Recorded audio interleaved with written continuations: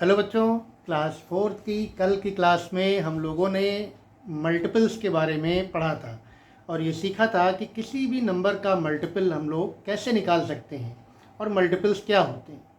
आज हम लोग मल्टीपल्स के बारे में कुछ और बातें सीखेंगे। आइए देखिए, हम सभी जानते हैं कि 4 5 are 20। We know that 4 5 are 20। अब यहाँ पर हमने किन दो नंबर्स को मल्टीप्लाई किया है? 4 को और 5 को मल्टीप्लाई किया है और हमारा प्रोडक्ट क्या आ रहा है? 20। अब हम 4 के मल्टीपल्स को पहले लिखेंगे, मल्टीपल्स ऑफ 4। देखिए, हमने 4 के कुछ मल्टीपल्स लिखे हैं। 4 1s are 4, 4 2s are 8, 4 3s are 12, 4 4s are 16, 4 5s are 20, 4 6 are 24। फिर जो सेकेंड नंबर हमने मल्टीप्लाई किया है 5, इसके भी हमने कुछ मल्टीपल्स लिखे हैं। मल्टीपल्स ऑफ 5 देखिए कौन कौन से लिखे हैं हमने। 5 1s are 5, 5 2s are 10, 5 3s are 15, 5 4s are 20, 5 5s are 25 and 5 6 are 30 and so on.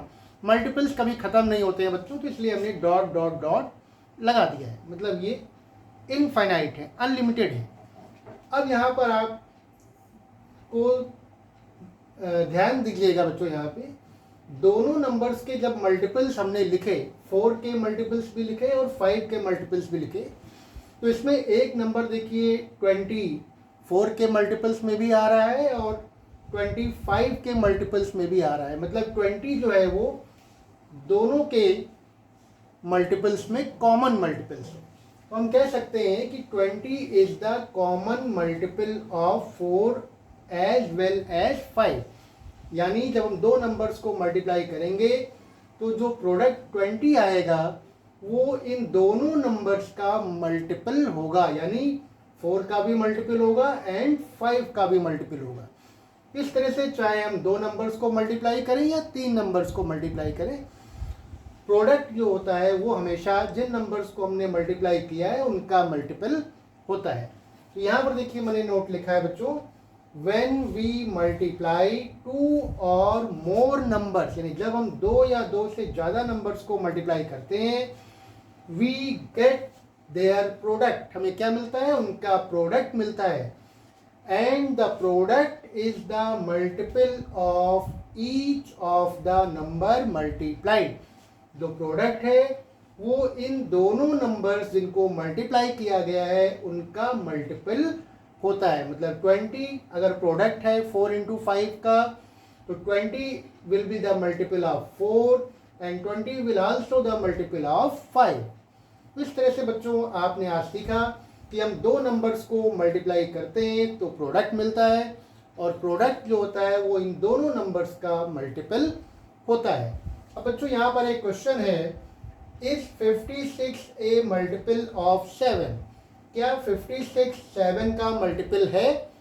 तो आप चेक करेंगे कि क्या 7 की टेबल में 56 आता है। तो यस, 7 की टेबल में 56 आता है। कितनी बार आता है? 7 8s आर 56।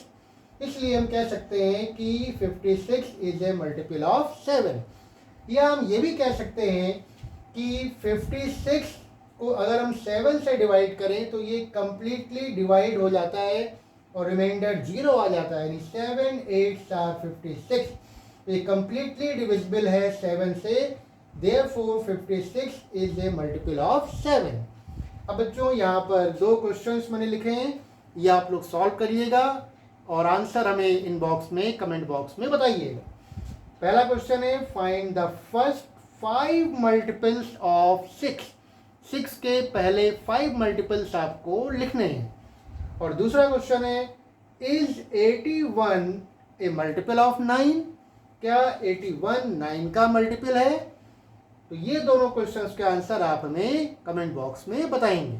तो आज हमने मल्टीपल्स के बारे में थोड़ा सा और जाना। नेक्स्ट क्लास में हम कुछ और बातें सीखेंगे। आज के लिए बस इतना ही। Thank you. Have a nice day.